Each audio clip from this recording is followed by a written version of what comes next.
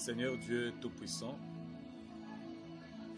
nous te disons merci encore une fois de plus ce soir parce que tu nous as réunis pour écouter ta parole et pour prêcher ta parole. Accepte que ces moments soient encore bénis et que tout ce que nous pouvons parler, nous avons besoin de toi, de ta direction divine, de tes orientations, afin que ce message arrive à ton peuple. Parle-nous, éclaire-nous, nous avons besoin de toi. Au nom de Jésus-Christ, nous avons ainsi prié. Amen. Nous vous disons tous merci pour ce soir. Nous allons continuer avec notre enseignement. Je sais qu'il y a déjà beaucoup de vidéos sur cet enseignement. L'enseignement qui a commencé sur le thème de salut. Et que nous sommes déjà en train de parler du tabernacle. Le dimanche, nous avons parlé déjà du premier élément dans le parvis, parce qu'on a parlé de la porte d'entrée dans le parvis. Et maintenant, nous avons parlé du premier élément dans le parvis qui est l'autel des holocaustes. Aujourd'hui, nous parlons du deuxième élément parce que le parvis n'avait pas seulement un seul élément, autel des holocaustes, il y avait deux éléments dans le parvis, avec un enseignement de base. Et ces deux éléments, on ne peut pas du tout le séparer. Quand bien même ils sont séparés là dans le parvis, mais le message de ces deux éléments est très important pour notre vie. On ne peut pas recevoir seulement un seul élément et abandonner l'autre. C'est pourquoi le deuxième élément que nous allons parler aujourd'hui, c'est la cuve de rein. Donc après l'autel des holocaustes, nous passons directement à la cuve de rein. La cuve de rein, c'était pour la purification ou les ablutions. Dans Exode chapitre 30, le verset 18, le Seigneur a dit à Moïse, « Tu feras une cuve d'airain avec sa base d'airain et pour les ablutions. Tu la placeras entre la tente d'assignation et l'autel des holocaustes. Et tu y mettras de l'eau. » Voilà le modèle que le Seigneur donne à Moïse pour la cuve de rein. Il dit la base, ça sera la base de rein, c'est pour les ablutions, et tu placeras cette cuve entre la tente d'assignation et l'autel des holocaustes, et tu y mettras dans la cuve de l'eau. C'est ça la composition de la cuve. Cette cuve était en airain. C'est ce que nous devons retenir. Là, nous ne parlons plus du bois d'acacia, mais ici, c'est le rein. Avec les miroirs de femmes. On a mis les miroirs de femmes dans cette cuve. C'est un enseignement très important. Ajoutons encore un verset pour bien comprendre. Nous sommes dans Exode 38, le verset 8. Exode 38, le verset 8. Il fit la cuve d'airain avec sa base d'airain en employant les miroirs des femmes qui s'assemblaient à l'entrée de la tente d'assignation. Et Moïse également a respecté les consignes de Dieu. Il a fait la cuve en airain. Il a mis de miroirs de femmes. Et il a mis de l'eau, comme le Seigneur lui avait indiqué. Pourquoi le miroir de femme dans la cuve?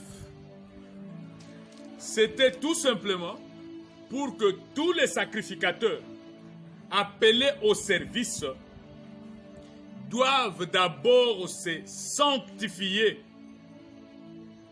Et cette sanctification, c'est tous les jours. Ils doivent se sanctifier tous les jours pour le service du Seigneur. Ils ne pouvaient pas aller faire le service du Seigneur sans se sanctifier. C'est pourquoi on avait mis le miroir des femmes. C'est pour se regarder. Se regarder si réellement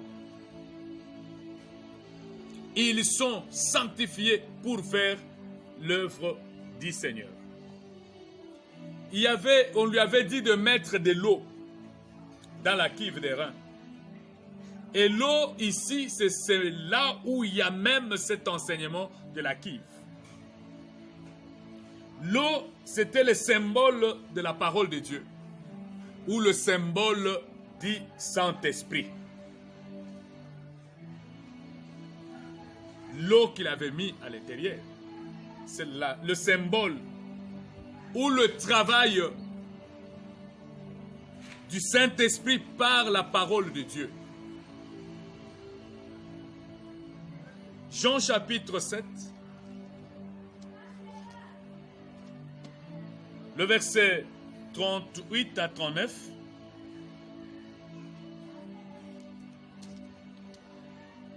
La Bible dit ceci. Celui qui croit en moi, des fleuves d'eau vive couleront dans son sein, comme dit l'Écriture.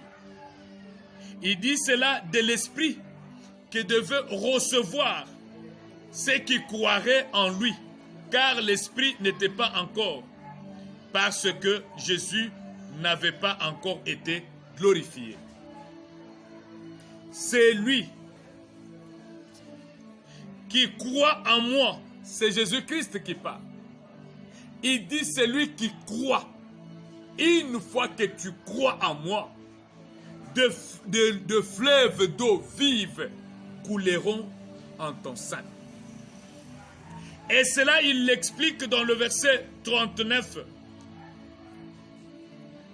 Il dit, c'est là de l'Esprit qui devait recevoir ceux qui croiraient en lui, car l'Esprit n'était pas encore, parce que Jésus n'avait pas encore été glorifié. Il y a un ministère du Saint-Esprit par la parole de Dieu. Lorsque quelqu'un croit en la parole de Dieu, de fleuves d'eau, et l'eau ici c'est la parole, ou le ministère de l'Esprit qui vient par la parole de Dieu. Alors cette eau nous donne l'image du ministère que le Saint-Esprit accomplit dans un cœur déjà purifié. C'est pourquoi on avait mis. Vous savez que la parole de Dieu nous purifie. C'est la parole qui purifie. C'est la parole qui nous montre le chemin. Maintenant, l'eau ici dans la cuve était l'image du ministère que le Saint-Esprit accomplit dans un cœur déjà purifié. Purifié par quoi? Par le sang de Christ à la croix. Et lorsque nous parlons de sang de Christ à la croix, nous voyons déjà l'autel des holocaustes. Si on ne peut pas les séparer, on ne peut pas les scinder. Je vais vous expliquer aujourd'hui, nous n'avons pas seulement une seule onction. Parce que j'entends toujours dire l'onction du Saint-Esprit. Je sens seulement l'onction du Saint-Esprit. Mais il y a une autre onction que tu ne sens pas. Or, les deux sont là. Je vais te les expliquer aujourd'hui. Je dis bien, cette eau qui était dans la cuve nous donne l'image du ministère que le Saint-Esprit accomplit dans un cœur déjà purifié par le sang de Christ à la croix.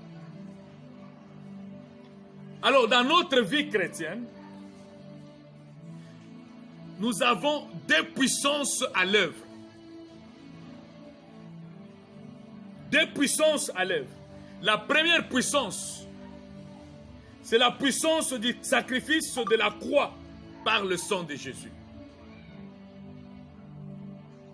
C'est la puissance du sacrifice de la croix par le sang de Jésus. C'est ça même l'onction du sang. Tu ne peux pas passer directement à l'onction d'huile sans passer par ce sang ici, de la purification. Sans que ce ministère, sans que le Saint-Esprit accomplisse le ministère de la croix de Jésus-Christ dans ta vie. Et de deux, nous avons aussi la puissance de l'Esprit par la parole. C'est ça même, ce qui se retrouve dans la Kif de Reims. La puissance de l'Esprit par la parole. C'est là que nous disons, lorsque la parole et l'Esprit s'accordent, il se passe toujours quelque chose. Sans l'Esprit et la parole, rien ne va se passer. Prenons quelques versets, nous allons lire, c'est Lévitique, chapitre 14.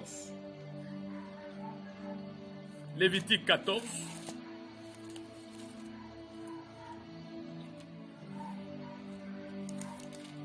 Lévitique 14.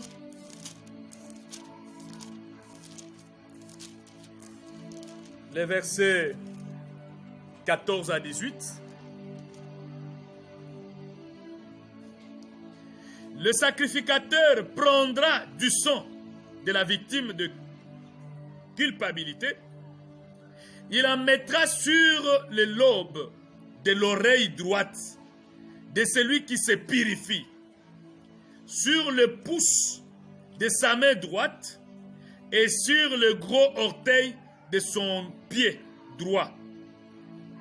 Le sacrificateur prendra de l'eau, d'huile, et il en versera dans le creux de sa main gauche.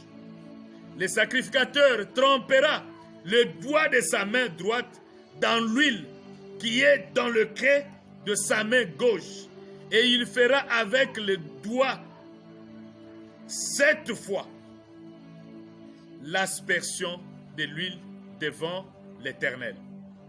Le sacrificateur mettra de l'huile qui lui reste dans la main sur le lobe de l'oreille droite de celui qui se purifie, sur le pouce de sa main droite et sur le gros orteil de son pied droit, par-dessus le sang de la victime de culpabilité.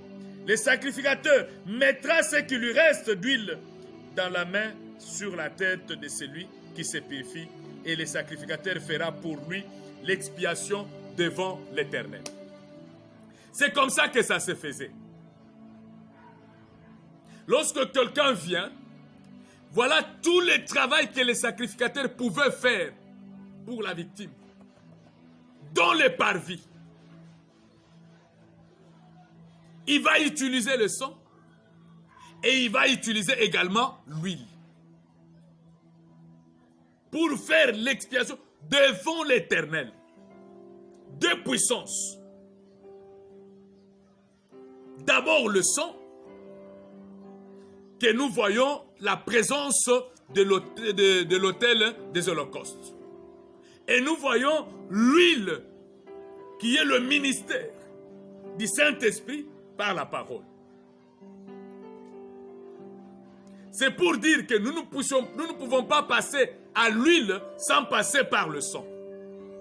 Si Jésus-Christ n'avait pas donné sa vie, toi tu ne pouvais pas avoir l'onction. D'abord, reconnaître ses sacrifices et donner totalement sa vie.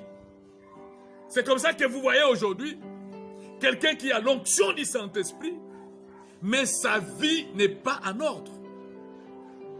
Il est dans le péché, mais il a l'onction du Saint-Esprit. Il parle seulement, j'ai l'onction du Saint-Esprit. Mais lorsqu'il marche, sa vie n'est pas conforme à la parole de Dieu. Une seule onction. Maintenant, tu vas faire l'œuvre de Dieu. Or, nous avons des onctions. Pour être complet, du sacrifice et de l'huile. Du sang et de l'huile. Même si nous regardons Lévitique chapitre 8, le verset 22 à 24, vous allez trouver la même vérité. Alors cette vérité se trouve très nettement soulignée dans le fait que tout objet destiné au service de l'Éternel doit obligatoirement être consacré à cette double onction. Si tu es destiné au service de l'Éternel, tu dois être consacré à cette double onction. Pas seulement l'onction d'huile, mais aussi l'onction du sang. Parce que là, tu es passé au bas de la croix. Tu as confessé tes péchés. Tu as reconnu les sacrifices de Jésus-Christ. Et maintenant, tu demandes sa puissance. Mais sur toi, s'il n'y a pas l'onction du sang, comment tu vas seulement demander à avoir l'onction d'huile? C'est comme ça que tu vois aujourd'hui, il y a beaucoup des hommes de Dieu, beaucoup des enfants de Dieu, dont leur vie ne change pas, parce qu'ils ont passé l'autel des holocaustes pour aller à la cuve des reins. Et là, ils ont seulement l'onction. Et même à la cuve des reins, ils ne se regardent pas dans le miroir pour faire les sacrifices. C'est comme ça, lorsque tu quittes l'autel des holocaustes, tu arrives à la cuve des reins. Cette cuve des reins était construite également de miroirs de femmes. À quoi sert le miroir? Quel est le travail du miroir? C'est pour se regarder. Et maintenant, nous allons nous regarder comment? C'est à la lumière de la parole de Dieu que nous regardons si notre vie est conforme. À la lumière de la parole de Dieu, ce qui est écrit dans la parole de Dieu. Je vais moi-même me regarder à la lumière de la parole de Dieu. Est-ce que je suis réellement un sacrificateur? Est-ce que je suis réellement un serviteur de Dieu par rapport à ma vie? Si réellement dans ma vie, l'impudicité, je n'ai pas encore abandonné. Mais je suis là seulement avec l'onction du Saint-Esprit. C'est que je ne me regarde pas avec ces miroirs de femmes. Si dans ma vie, les mensonges, je n'ai pas encore abandonné. Si dans ma vie, il y a encore une vie cachée qui n'est pas encore dévoilée. Et maintenant, je suis à l'onction. Mais c'est que je ne me regarde pas dans ce miroir. Vous oubliez que vous êtes consacré à l'œuvre de Dieu. Vous oubliez que vous êtes consacré. Et tous ceux qui sont consacrés, ils doivent obligatoirement se regarder dans les miroirs. Se juger à partir de la parole de Dieu. C'est pourquoi il y avait cette cuve avec des miroirs des femmes. Si nous n'avons pas cette double onction, ça veut dire que nous sommes en train de faire autre chose que le travail de Dieu. Dans la vie d'un chrétien, le sang et le Saint-Esprit doivent demeurer étroitement associés. Le sang de Jésus et le Saint-Esprit. C'est le Saint-Esprit de Jésus. Et ces deux-là, pour t'aider à travailler, doivent marcher étroitement associés. Vous ne pouvez pas les séparer. C'est-à-dire, si je fais l'expérience du pardon de mes péchés, par le sang versé au calvaire, c'est afin de marcher en nouveauté de vie par la vertu du Saint-Esprit. C'est ça la marche à suivre. Je fais l'expérience du pardon de mes péchés. J'étais un pécheur. Je viens, je demande pardon à mon Dieu. Et pour encore retomber dans le même bêtise. Non. C'est pourquoi il y a de Dieu. C'est pourquoi il y avait l'autel des holocaustes, il y avait aussi la cuve des reins. Je commence par faire cette expérience. J'étais un pécheur. J'ai abandonné mes péchés. Je viens au bas de la croix. Je confesse mes péchés. C'est ça la première expérience. J'abandonne le péché. Et après, c'est pour vivre avec le Saint-Esprit. Ce n'est pas pour retomber encore dans le même bêtise. C'est pour marcher maintenant en nouveauté de vie, en vertu de l'Esprit Saint qui doit commencer à diriger mes pas. La cuve était sans dimension. La cuve n'avait pas de dimension. Quand bien même cet élément, vous pouvez le voir dans le parvis du tabernacle, à la construction de la cuve des reins, le Seigneur a dit à Moïse de construire cette cuve des reins. Elle n'avait pas de dimension exacte. Parce que le Seigneur n'a pas donné de dimension à Moïse. Que tu vas construire cette cuve des reins, dimension d'1 mètre, dimension de 50 cm. Non, la cuve n'avait pas de dimension. Pourquoi elle n'avait pas de dimension? Tout ça, c'est spirituel. C'est parce que le ministère du Saint-Esprit n'a pas de dimension, n'a pas de limite. C'est un ministère qui va au-delà même de nos mérites, au-delà de ce que nous connaissons, au-delà de notre intelligence, au-delà de notre force. C'est pourquoi la cuve des reins n'avait pas de dimension. On ne peut pas donner de dimension au ministère du Saint-Esprit. Parce que la cuve des reins, c'est ça même le ministère du Saint-Esprit. Alors, comme les femmes se regardaient dans le miroir pour s'arranger, ainsi, nous aussi, nous pouvons regarder selon la parole de Dieu pour nous juger chacun. Lorsque tu fais le travail de Dieu, la cuve de reins est là. Le Seigneur veut que nous puissions nous juger nous-mêmes à partir de la parole de Dieu. Si nous ne nous jugeons pas, qu'est-ce qui va se passer? Je sais que notre temps est en train d'aller vite. Nous allons lire un verset pour un peu ainsi terminer. Jacques chapitre 1er. Jacques chapitre 1.